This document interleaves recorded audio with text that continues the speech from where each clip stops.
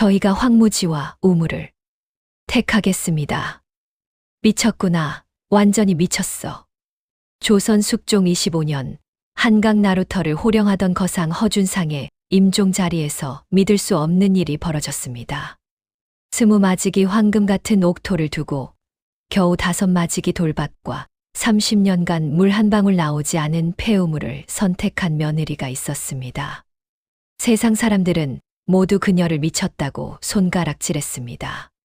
하지만 그 누구도 몰랐습니다. 그 선택 하나가 집안의 운명을 송두리째 바꾸게 될 줄은 말입니다. 한강 나루터에는 아침부터 분주한 움직임이 가득했습니다. 쌀을 실은 배가 도착하고 소금을 실은 배가 떠나갔습니다. 그 모든 거래의 중심에 허준상이라는 이름이 있었습니다. 허준상은 이 지역에서 손꼽히는 거상이었습니다. 젊은 시절 물지개를 지고 한양골목을 누비던 그는 물의 가치를 누구보다 잘 아는 사람이었습니다.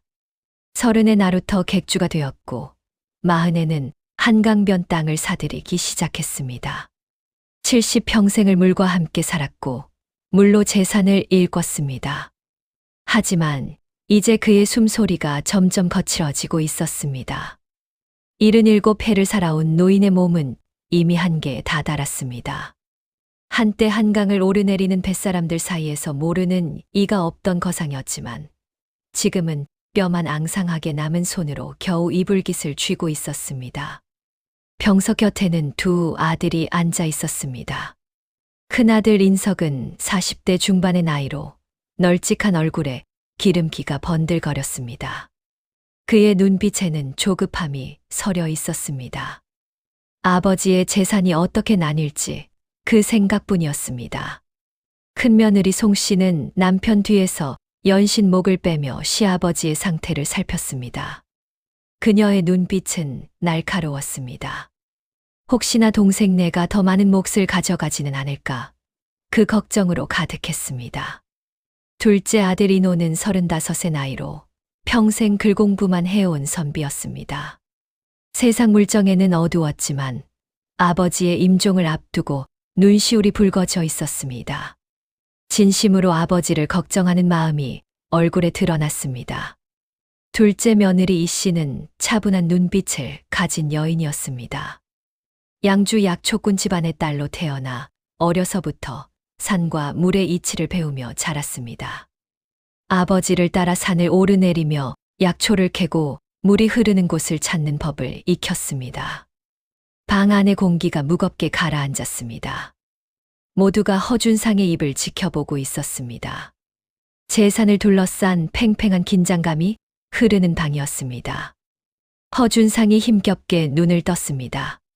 천장을 향하던 탁한 눈동자가 천천히 두 아들에게로 옮겨갔습니다. 방 안의 모든 이가 숨을 죽였습니다. 갈라진 목소리가 방 안을 채웠습니다. 노인은 평생을 돌아보는 듯한 미소를 지으며 입을 열었습니다. 15의 물지개를 지고 한양골목을 누빈 이야기, 30의 나루터 객주가 된 이야기, 40의 한강변 땅을 사들인 이야기를 천천히 들려주었습니다. 평생을 물과 함께한 사람의 회고였습니다. 그리고 마침내 핵심을 말했습니다.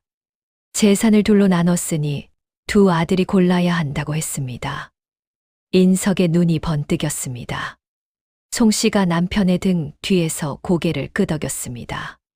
첫 번째는 한강변 나루터 옆 평지 20마지기였습니다. 해마다 쌀백석이 나오고 나루터 사용료로 은자 30냥이 들어오는 황금 같은 땅이었습니다. 방 안의 공기가 팽팽해졌습니다. 인석의 입꼬리가 슬며시 올라갔습니다. 20마지기면 당대 기준으로 거부의 땅이었습니다. 기름진 옥토의 나루터 수입까지 이보다 좋은 유산이 어디 있겠습니까? 두 번째는 북한산 기슭 돌밭 5마지기와 그 안에 우물 하나였습니다. 인석이 피식 웃음을 흘렸습니다. 송씨도 입을 손으로 가리며 킥킥거렸습니다. 20마지기 옥토와 5마지기 돌밭이라니 4배나 차이가 났습니다. 그것도 한쪽은 황금 같은 평지요. 한쪽은 돌투성이 황무지였습니다. 인석이 조심스럽게 물었습니다. 그 우물은 30년간 물 한 방울 안 나온 폐우물 아니냐고 했습니다. 허준상이 천천히 고개를 끄덕였습니다. 그렇다고 30년간 물이 나오지 않았다고 인정했습니다.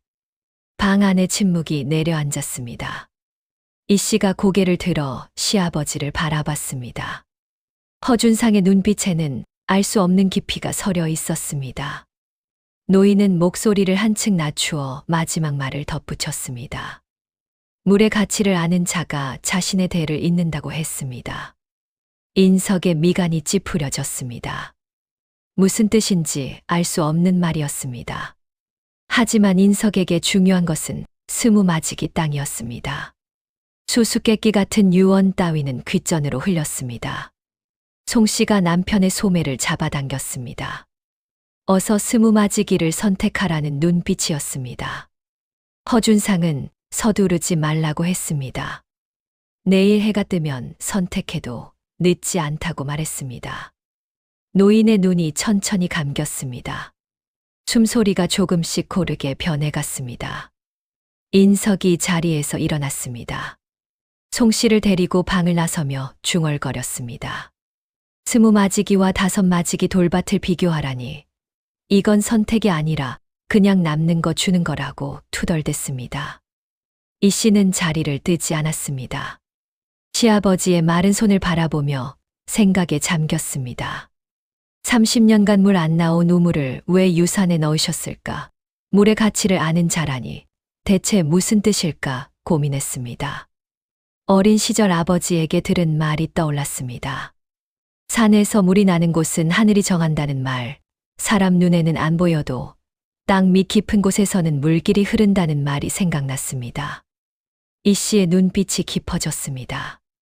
창밖으로 북한산 능선이 어둠 속에서 희미하게 보였습니다.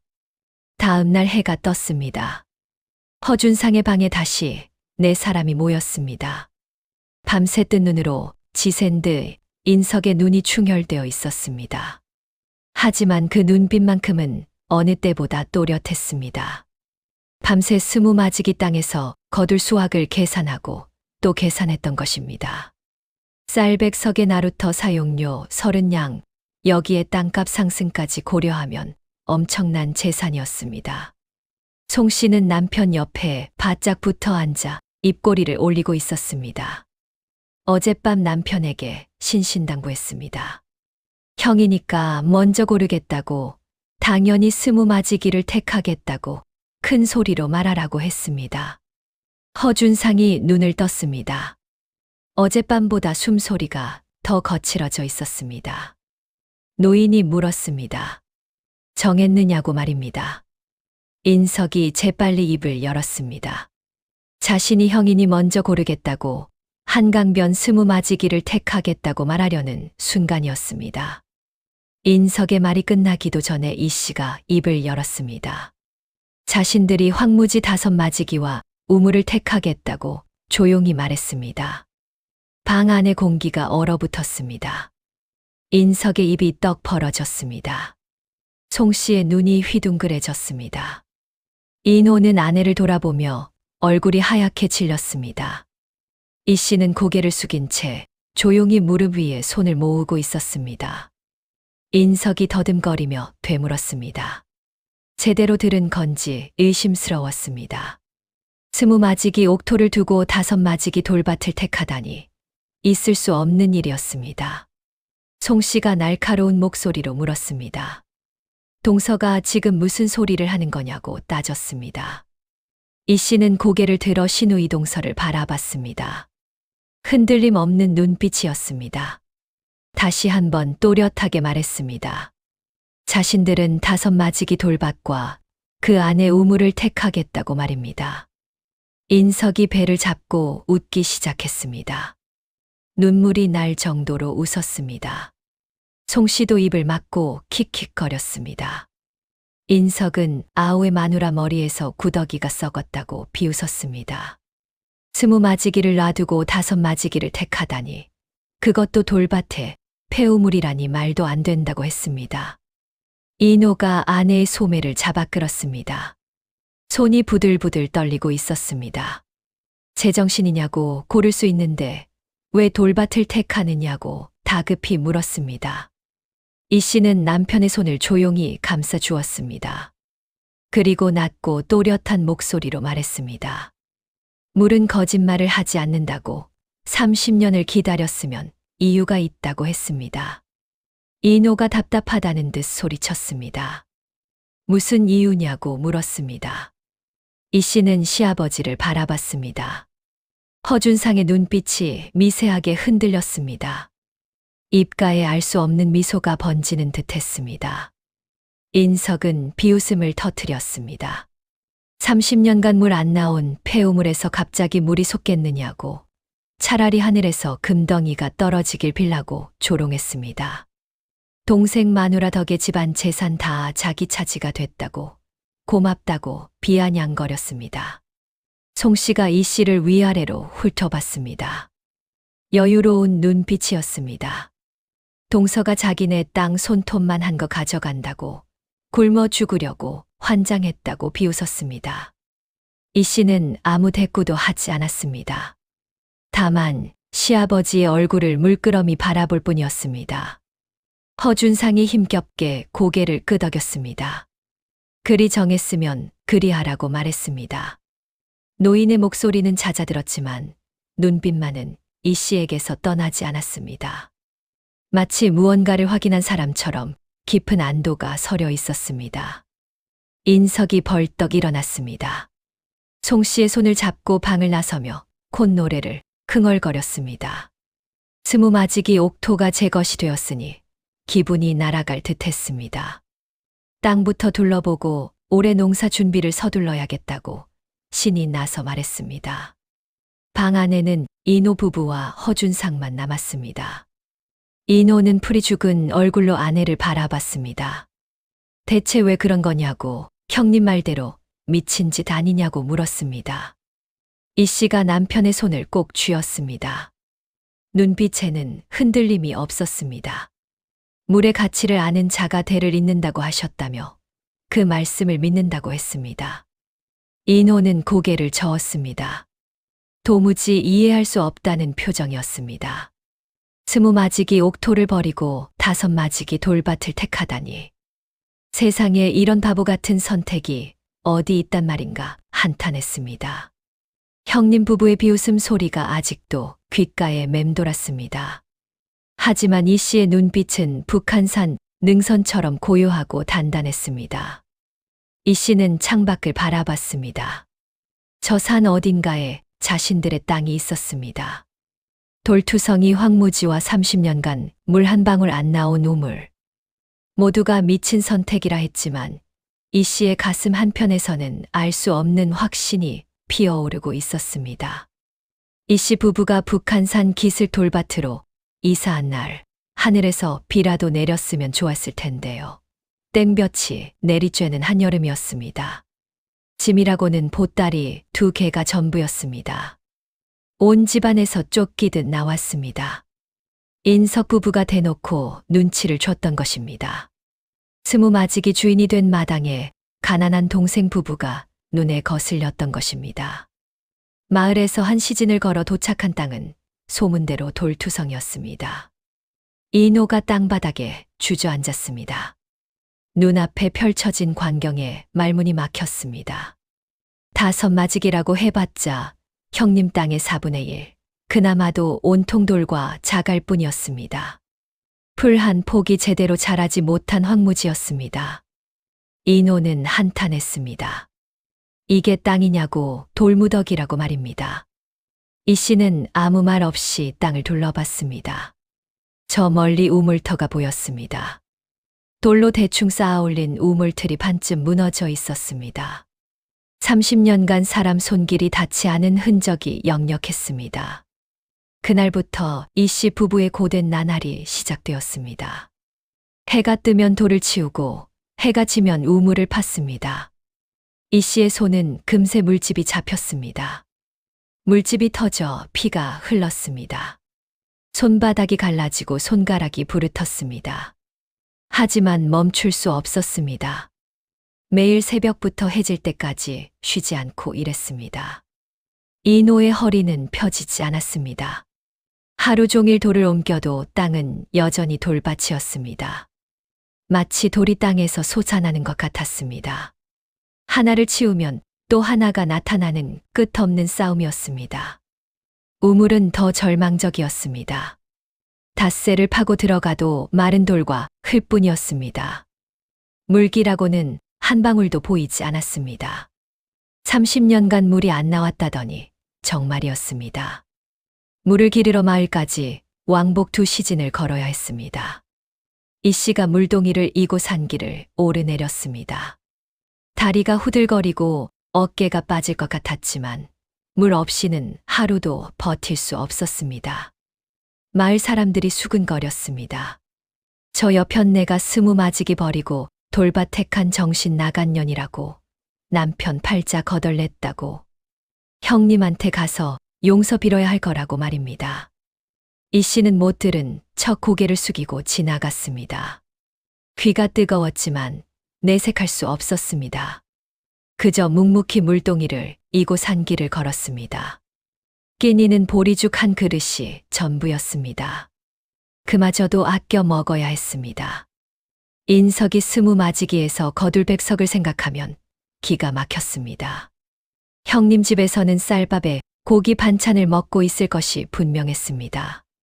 한 달이 지났습니다. 이 씨의 손은 굳은 살로 단단해졌습니다. 하지만 우물에서는 여전히 물 한 방울 나오지 않았습니다. 이노의 얼굴에서 희망이 사라져갔습니다. 2달이 지났습니다. 돌밭은 조금씩 정리되어 갔지만 여전히 농사를 지을 수 있는 땅은 아니었습니다. 우물은 여전히 마른 구덩이일 뿐이었습니다. 어느 날 인석이 찾아왔습니다.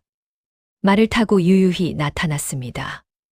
땅에 쪼그려 돌을 치우던 이노가 형을 올려다봤습니다. 인석은 비웃음이 가득한 목소리로 물었습니다. 아직도 돌 치우고 있느냐고, 자기 스무 마지기는 벌써 모내기가 다 끝났다고, 황금 같은 벼가 익어가고 있다고, 올해 풍년이라고 자랑했습니다. 이노는 고개를 숙였습니다. 주먹을 꽉 쥐었지만 할 말이 없었습니다. 인석은 계속 말을 이었습니다. 그래도 동생 마누라 덕분에 자기가 스무 마지기 다 차지했으니 고맙긴 하다고, 굶어 죽기 전에 찾아오라고, 밥 한 끼는 줄 테니 말입니다. 인석이 말머리를 돌려 떠났습니다. 먼지가 풀썩 일었습니다. 이노는 그 자리에 털썩 주저앉았습니다. 형님 말이 맞았다고, 자신들이 미친 짓을 한 거라고 탄식했습니다. 이 씨는 남편 곁에 다가갔습니다. 피가 마른 손으로 남편의 어깨를 감싸 안았습니다. 조금만 더 기다려 보자고 조용히 말했습니다. 이노가 소리쳤습니다. 뭘 기다리냐고, 백날을 파도 물 한 방울 안 나온다고 말입니다. 눈가에 눈물이 고였습니다. 이 씨는 아무 말도 할 수 없었습니다. 위로의 말이 목구멍에서 나오지 않았습니다. 그날 밤 이 씨는 우물가에 혼자 앉아 있었습니다. 달빛 아래 마른 우물 바닥이 보였습니다. 검은 돌과 메마른 흙뿐이었습니다. 이 씨의 눈에서 눈물이 흘러내렸습니다. 시아버님께 물었습니다. 제가 틀렸습니까? 하고 말입니다. 대답은 없었습니다. 바람만 스산하게 불어왔습니다. 이 씨는 피가 마른 손을 내려다봤습니다. 갈라진 손바닥에 핏자국이 말라붙어 있었습니다. 정말 미친 선택이었던 걸까? 스무 마지기 옥토를 버리고 5 마지기 돌밭을 택한 것이 잘못이었던 걸까 자문했습니다. 이 씨의 어깨가 들썩였습니다. 소리 없이 흐느끼는 밤이었습니다. 하지만 이 씨는 다음 날도 우물을 팠습니다. 그 다음 날도, 또 그 다음 날도 계속 팠습니다. 포기할 수 없었습니다. 시아버지의 마지막 말씀이 귓가에 맴돌았습니다. 물의 가치를 아는 자가 대를 잇는다고 하셨던 그 말씀 말입니다. 이 씨는 그 말을 믿었습니다. 믿을 수밖에 없었습니다. 그해 여름은 유난히 뜨거웠습니다. 비가 오지 않았습니다. 하루 이틀이 아니었습니다. 열흘이 지나고 20날이 지나고 한 달이 지났습니다. 하늘은 쨍쨍하기만 했습니다. 구름 한 점 보이지 않았습니다. 땅이 갈라지고 풀이 말랐습니다. 나무 잎이 바스락거리며 떨어졌습니다. 가뭄이 석 달째로 접어들었습니다. 마을 어른들이 고개를 저었습니다. 100년 만의 가뭄이라고, 70평생에 이런 가뭄은 처음이라고 말했습니다. 하늘이 노했다고 무슨 죄를 지었길래 비를 안 내려주시나 탄식했습니다. 한강 수위가 눈에 띄게 낮아졌습니다. 강바닥이 드러나기 시작했습니다. 나루터에 묶여있던 배들이 진을 위에 처박혔습니다. 뱃사람들이 발을 동동 굴렀습니다. 배가 뜨지 않으니 장사를 할 수가 없었습니다. 나루터는 텅 비었습니다. 한때 북적이던 나루터가 황량한 공터로 변했습니다. 인석의 얼굴에서 웃음기가 사라졌습니다. 나루터 사용료, 은자 30냥이 한 푼도 들어오지 않았습니다. 하지만 그건 시작에 불과했습니다. 20마지기 논이 갈라지기 시작했습니다. 거북등처럼 쩍쩍 금이 갔습니다. 처음에는 실금 갔던 것이 손가락 굵기로 다시 팔뚝 굵기로 벌어졌습니다. 한때 황금빛으로 출렁이던 벼가 시커멓게 타들어갔습니다. 잎이 말라 바스러졌습니다. 줄기가 꺾였습니다. 뿌리가 땅 속에서 썩어갔습니다. 백석 나오던 땅에서 고작 10석도 건지기 어려울 판이었습니다. 아니, 그마저도 기대하기 힘들었습니다. 논 전체가 죽어가고 있었습니다. 인석이 논두렁에 서서 울부짖었습니다. 이럴 수가 있느냐고, 어찌 이럴 수가 있느냐고 하늘을 향해 외쳤습니다. 송씨가 남편 옆에서 땅을 쳤습니다. 쌀 100석은 어디 갔느냐고, 황금 같은 벼는 어디로 사라졌느냐고 울부짖었습니다. 인석이 대답했습니다. 물이 없으니 다 죽었다고, 물이 없어서 말입니다. 인석이 머리를 쥐어뜯었습니다. 하늘을 향해 주먹을 휘둘렀습니다. 하지만 하늘은 여전히 맑기만 했습니다. 비 한 방울 내려주지 않았습니다. 마을 우물 20개가 전부 바닥을 드러냈습니다. 두레박을 내려도 빈 두레박만 올라왔습니다. 돌바닥만 드러났을 뿐 물은 한 방울도 없었습니다. 마을 사람들이 목이 말라 헤맸습니다. 서로의 집을 돌며 물을 구걸했습니다. 물 한 바가지만 달라고, 제발 물 한 바가지만 달라고 애원했습니다. 하지만 줄 물이 없었습니다. 모두가 물이 없기는 마찬가지였습니다. 우물이 말라버린 마을에서 물은 금보다 귀했습니다. 논밭에 곡식만 주둔 게 아니었습니다. 가축들도 쓰러지기 시작했습니다. 소가 헐떡이며 쓰러졌고 닭이 목을 늘어뜨렸습니다. 말도 더위에 지쳐 풀이 죽었습니다. 인석은 물장수를 찾아다녔습니다. 한양에서 물을 길어다 파는 장수였습니다. 한때 아버지 허준상이 하던 일이었습니다. 아버지는 그 일로 재산을 모았었습니다. 물장수가 콧방귀를 뀌었습니다. 물 한 동이에 은자 5냥이라고 했습니다. 인석이 놀라 되물었습니다. 5냥이나 된다고 말입니다. 물장수가 대답했습니다. 싫으면 말라고 물 구하러 온 사람이 줄을 섰다고 말입니다. 인석은 이를 악물었습니다. 주머니에서 은자 5냥을 꺼냈습니다. 손이 떨렸습니다. 평소 같으면 쌀 5석을 살 돈이었습니다. 그 돈으로 겨우 물 한 동이를 샀습니다. 물동이를 들고 돌아오는 길에 인석의 눈에 눈물이 고였습니다. 20마지기 부자가 물 한 동이 사 먹는 신세가 되다니요. 이게 꿈인가 싶었습니다. 현실이 믿기지 않았습니다. 송씨가 물동이를 받아들며 한숨을 쉬었습니다.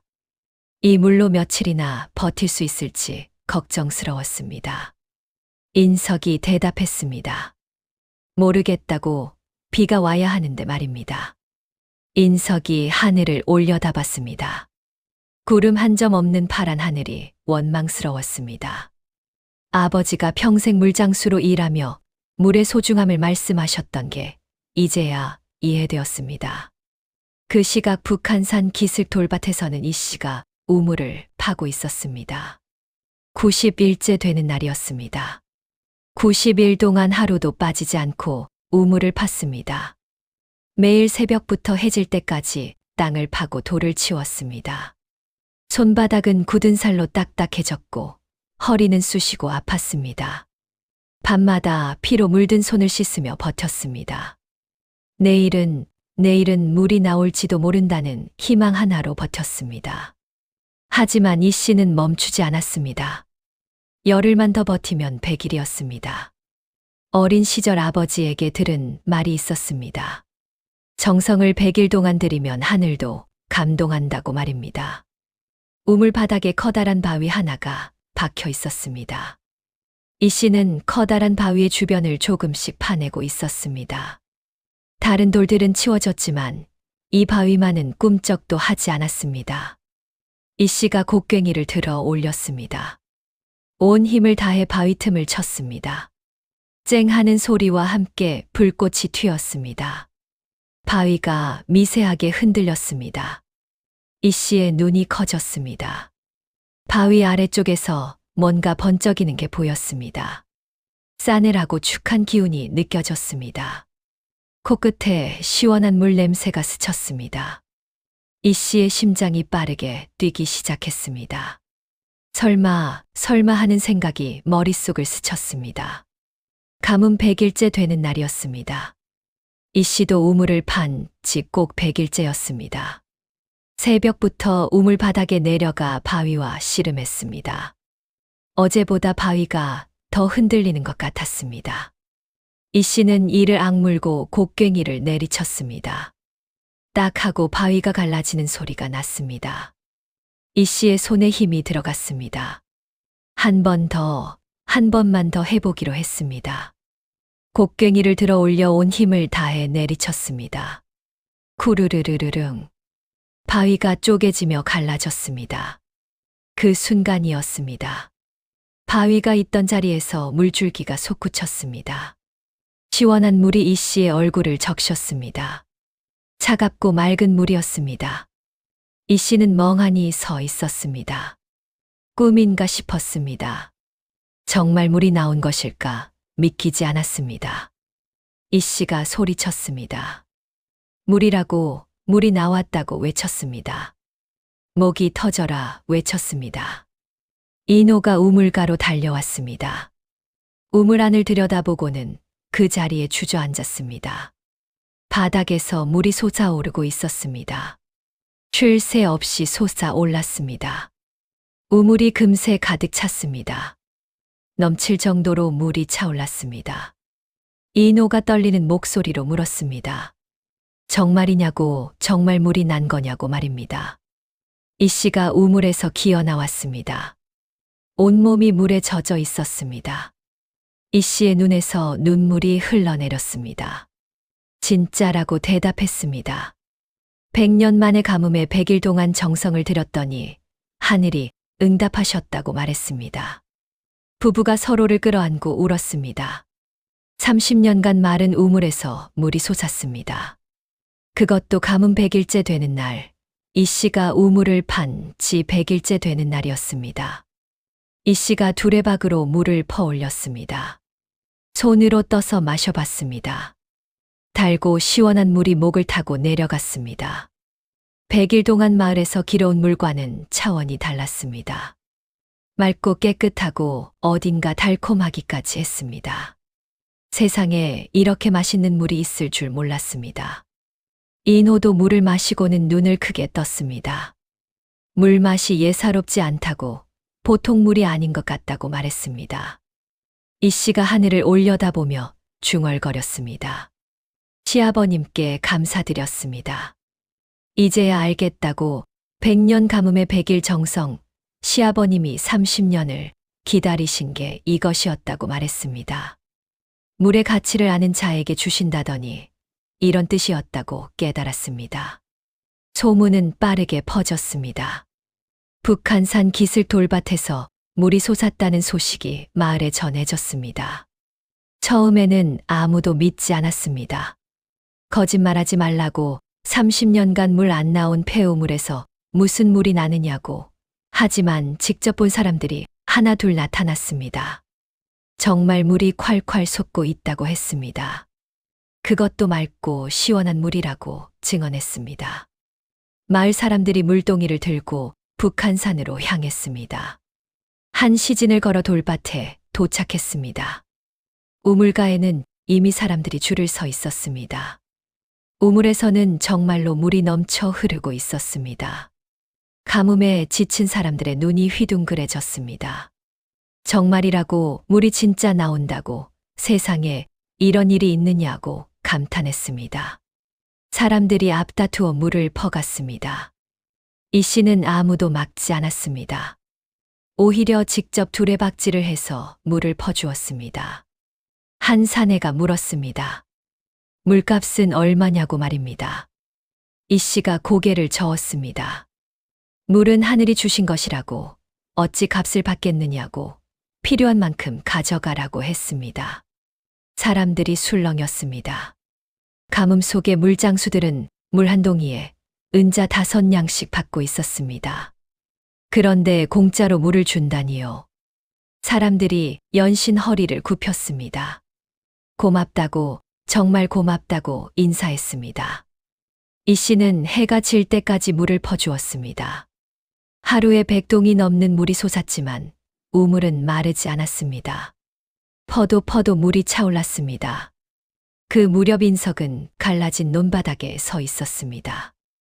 먼지가 풀썩 일었습니다. 시커멓게 타 죽은 벼가 바람에 나부꼈습니다. 스무마지기 옥토는 사막이 되어 있었습니다. 물 한 방울 없는 죽음의 땅이었습니다. 마을 사람이 다가와 말했습니다. 동생 본댁 우물에서 물이 솟았다고, 장안에 난리가 났다고 전했습니다. 인석의 얼굴이 굳어졌습니다. 그 폐우물에서 물이 났다고 30년간 물 한 방울 안 나오던 그 우물에서 말이냐고 되물었습니다. 인석의 손이 부들부들 떨렸습니다. 20마지기 옥토는 사막이 되었는데 5마지기 돌밭에서는 물이 콸콸 솟는다니요. 인석은 갈라진 논바닥을 내려다봤습니다. 발밑에서 흙이 먼지처럼 부서져 날아갔습니다. 땅이 아무리 넓으면 뭘 하겠습니까? 물이 없으면 죽은 땅인 것을 말입니다. 우물이 솟은 지 8해가 지났습니다. 이상한 일이 일어나기 시작했습니다. 우물물을 마신 사람들 사이에서 소문이 돌았습니다. 종기가 나았다고, 10년 된 종기가 깨끗이 사라졌다고 말하는 사람이 있었습니다.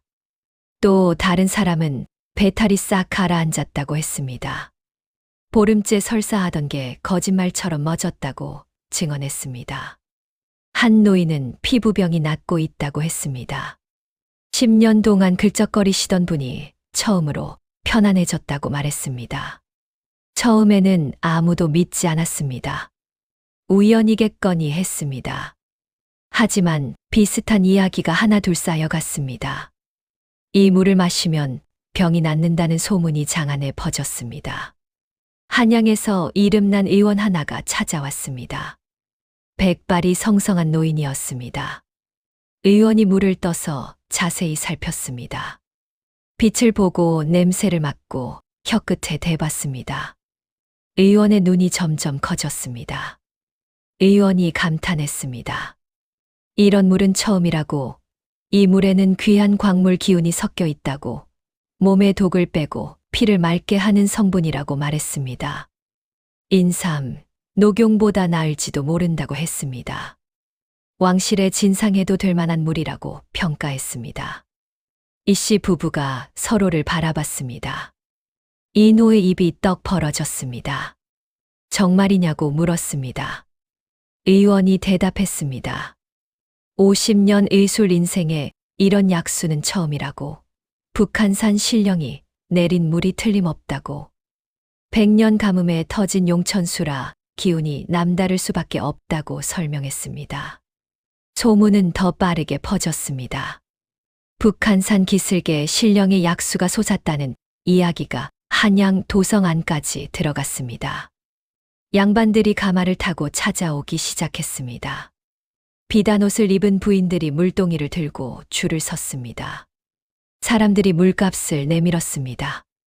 물 한 동이에 얼마냐고, 이건 약수 같은데 공짜로 받을 수는 없다고 했습니다.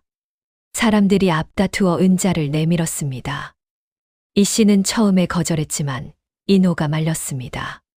사람들 성의를 받자고 자신들도 먹고 살아야 하지 않겠느냐고 조심스럽게 말했습니다. 그렇게 약수 장사가 시작되었습니다. 물 한 동이에 은자 한 냥씩 받았습니다.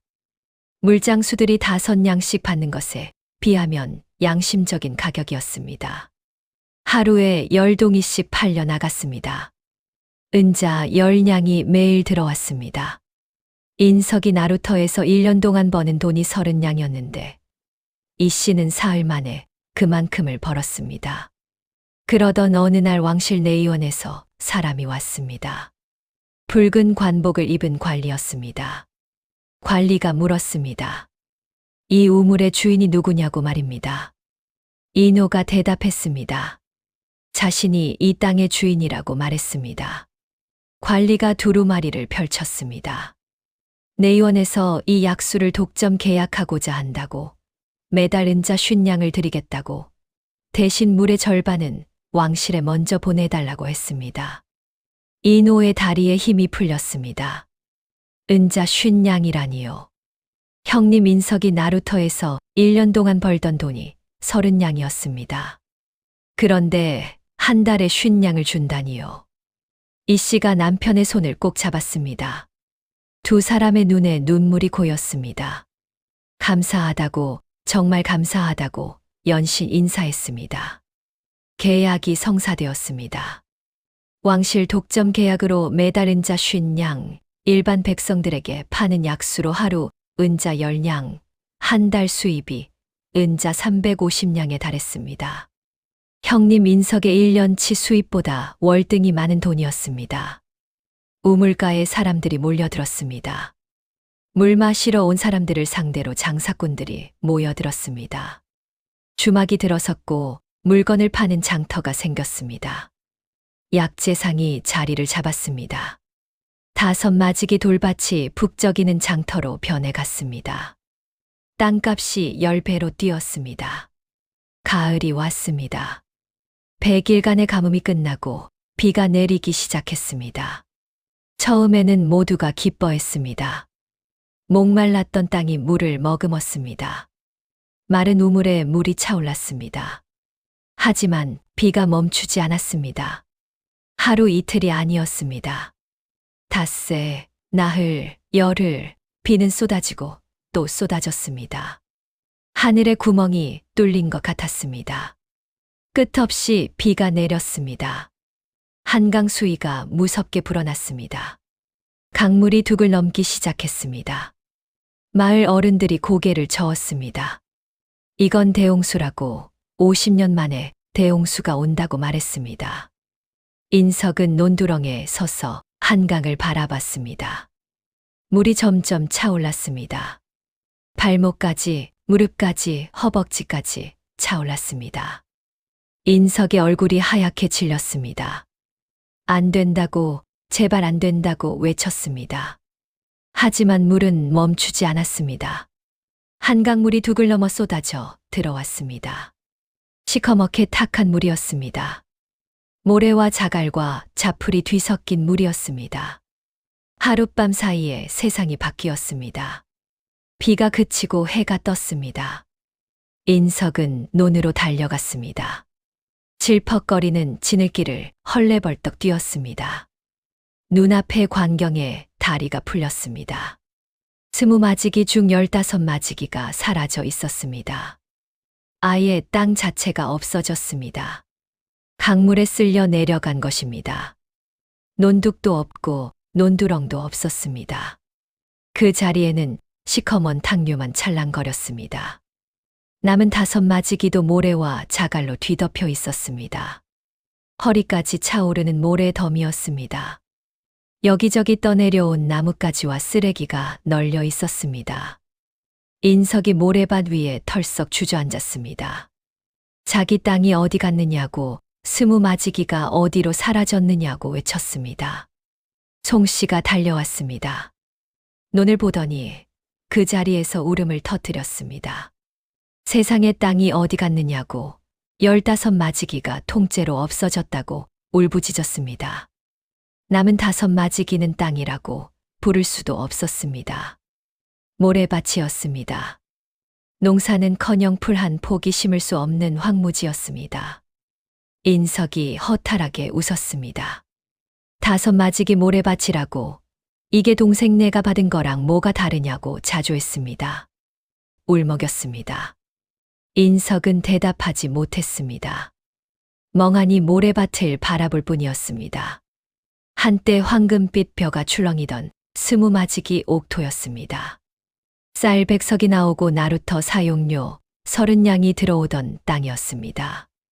이제는 모래밭 5마지기와 소송장만 남았습니다. 20마지기 옥토가 하룻밤 사이에 모래밭이 되었습니다. 그 무렵 북한산 기슬 우물가에서는 이 씨가 사람들에게 물을 퍼주고 있었습니다. 홍수에도 우물은 끄떡없었습니다. 산 기슬 높은 곳에 있었기 때문입니다. 오히려 물맛이 더 좋아졌다는 소문이 돌았습니다. 마을 사람이 이 씨에게 다가와 귓속말을 했습니다. 시아주버님 땅이 홍수에 다 떠내려갔다고 들었느냐고 물었습니다. 이 씨의 손이 멈췄습니다. 두레박을 잡은 손에 힘이 들어갔습니다. 형님 땅이요 하고 되물었습니다. 마을 사람이 계속 말했습니다. 20마지기 중에 15마지기가 사라졌다고, 남은 건 모래밭뿐이라고, 소송까지 걸렸다고 전했습니다. 이 씨는 아무 말도 하지 않았습니다. 한강 쪽을 바라봤습니다. 멀리서 탕류가 흘러가는 게 보였습니다. 이 씨의 눈빛이 복잡하게 흔들렸습니다. 형님 부부가 자신을 얼마나 비웃고 조롱했는지 기억났습니다. 하지만 남의 불행을 기뻐할 수는 없었습니다. 이 씨는 중얼거렸습니다. 하늘이 주신 것은 하늘이 거두시는 법이라고 말입니다. 두레박질을 다시 시작했습니다. 콸콸 우물에서는 여전히 맑은 물이 솟아오르고 있었습니다. 며칠 후 인석이 우물가를 찾아왔습니다. 말도 없이 걸어왔습니다. 누더기를 걸친 모습이었습니다. 인석은 우물가에 서서 물을 내려다봤습니다. 맑은 물이 콸콸 솟고 있었습니다. 사람들이 줄을 서서 물을 받아가고 있었습니다. 인석의 눈에서 눈물이 흘러내렸습니다. 이 씨가 다가갔습니다. 조용히 바가지에 물을 떠서 건넸습니다. 아무 말 없이 내밀었습니다. 인석이 떨리는 손으로 바가지를 받았습니다. 물을 마셨습니다. 차갑고 맑은 물이 목을 타고 내려갔습니다. 인석이 무릎을 꿇었습니다. 고개를 숙였습니다. 미안하다고, 정말 미안하다고 말했습니다. 이 씨가 형님을 일으켰습니다. 괜찮다고, 다 지나간 일이라고 말했습니다. 형님께 제안했습니다. 우물가에서 일손이 필요하다고 함께 일하지 않겠느냐고 말했습니다. 인석이 고개를 들지 못했습니다. 자신을 그토록 비웃고 조롱했는데 이렇게 손을 내밀다니 믿기지 않았습니다. 이 씨가 말했습니다. 물은 누구의 것도 아니라고, 하늘이 주신 것이라고, 함께 나누면 된다고 했습니다. 그날부터 두 형제 가족은 함께 우물을 지켰습니다. 인석 부부는 우물가에서 장터를 관리했습니다. 손님들을 맞이하고 물을 퍼주었습니다. 진심으로 일했습니다. 송 씨도 달라졌습니다. 예전의 거만함은 사라지고 겸손해졌습니다. 이 씨를 도와 부지런히 일했습니다. 세월이 흘렀습니다. 이 씨의 지혜는 온 고을에 전해졌습니다. 가뭄이 들면 사람들이 찾아와 물을 구했습니다. 이 씨는 한 사람도 거절하지 않았습니다. 필요한 만큼 가져가라고 했습니다. 홍수가 나도 높은 곳의 우물은 끄떡없었습니다. 여전히 맑은 물을 내주었습니다. 사람들은 깨달았습니다. 땅이 넓은 게 중요한 게 아니라고, 물이 있는 게 중요하다고 말입니다. 아무리 넓은 땅도 가뭄에는 사막이 되고, 아무리 기름진 땅도 홍수에는 떠내려간다는 걸 알았습니다. 하지만 물은 달랐습니다. 땅 밑 깊은 곳에서 솟는 물은 가뭄에도 마르지 않고 홍수에도 흔들리지 않았습니다. 왕실에서 정렬을 내렸습니다. 현부인의 지혜로 백성을 살렸다는 내용이었습니다. 이 씨는 여전히 우물가에서 사람들에게 물을 퍼주었습니다. 그의 손은 굳은 살로 단단했지만 눈빛만큼은 북한산 샘물처럼 맑고 깊었습니다. 인호는 아내의 선택이 옳았음을 매일 깨달았습니다. 20마지기 옥토를 포기하고 5마지기 돌밭을 택한 그 선택이 집안을 살렸습니다. 형 인석도 변했습니다. 욕심을 버리고 겸손해졌습니다. 동생 부부와 함께 일하며 진정한 형제애를 되찾았습니다. 우물가의 장터는 날로 번성했습니다. 약수를 찾는 사람들로 사시사철 북적였습니다. 이 씨 집안은 고을에서 가장 부유한 집안이 되었습니다. 하지만 이 씨는 교만하지 않았습니다. 여전히 사람들에게 물을 나누어 주었습니다. 가난한 이에게는 물값을 받지 않았습니다. 병든 이에게는 약수를 넉넉히 떠주었습니다. 사람들은 이 씨를 존경했습니다. 물의 가치를 아는 현명한 여인이라고 칭송했습니다. 세월이 더 흘러 이 씨에게 손자가 생겼습니다. 어느 날 손자가 물었습니다. 할머니는 어떻게 그 우물을 택하셨느냐고. 모두가 미쳤다고 했는데 말입니다. 이 씨가 손자의 머리를 쓰다듬으며 말했습니다. 사람들은 눈에 보이는 것만 좋다고 한다고, 넓은 땅, 많은 쌀, 그런 것들이라고 말했습니다. 하지만 진짜 귀한 것은 눈에 보이지 않는다고 했습니다. 땅이 아무리 넓어도 물이 없으면 사막이고, 쌀이 아무리 많아도 가뭄이 들면 먼지가 된다고 설명했습니다. 하지만 물은 다르다고 했습니다. 물이 있으면 씨앗이 자라고 사람이 살고 희망이 싹 튼다고 말했습니다. 시아버님께서 30년을 기다리신 것도 제가 100일을 판 것도 다 물의 가치를 알았기 때문이라고 했습니다. 손자가 우물을 들여다보며 말했습니다. 물이 반짝반짝 빛난다고 말입니다. 이 씨가 미소 지었습니다. 저 물처럼 맑은 지혜의 눈으로 세상을 보라고. 그러면 진짜 귀한 것이 무엇인지 알게 될 거라고 말했습니다. 우물가에는 여전히 사람들이 줄을 서 있었습니다. 100년 가뭄에도 마르지 않고 대홍수에도 흔들리지 않는 우물이었습니다. 이 씨는 두레박으로 물을 퍼올렸습니다. 한 바가지, 한 바가지 사람들에게 나누어 주었습니다. 시아버지 허준상의 마지막 말씀이 떠올랐습니다. 물의 가치를 아는 자가 대를 잇는다고 하셨던 그 말씀 말입니다. 이 씨는 이제야 온전히 이해했습니다. 그것은 단순히 물의 소중함만을 의미하는 게 아니었습니다. 인내의 가치, 겸손의 가치, 나눔의 가치를 아는 것이었습니다. 눈앞의 이익에 급급하지 않고 긴 안목으로 볼 줄 아는 지혜였습니다. 많은 것을 가지려 하기보다 진정 가치 있는 것을 택할 줄 아는 용기였습니다. 해가 저물었습니다. 이 씨는 우물가를 정리하며 하늘을 올려다봤습니다. 북한산 너머로 노을이 붉게 물들고 있었습니다. 이 씨는 조용히 감사의 기도를 올렸습니다.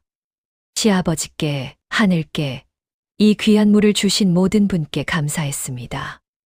우물에서는 여전히 맑은 물이 콸콸 솟아오르고 있었습니다.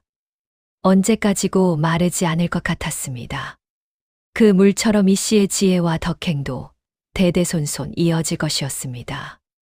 옥토를 탐낸 자는 모래밭을 얻었고 정성을 다한 자는 영원히 마르지 않는 생명수를 얻었습니다. 하늘은 스스로 돕는 자를 돕는다는 진리, 그 우물물 속에 깊이 새겨져 있었습니다. 30년 마른 우물이 5마지기 돌밭을 옥토로 만들었고 한 며느리의 지혜가 집안의 운명을 바꾸었습니다.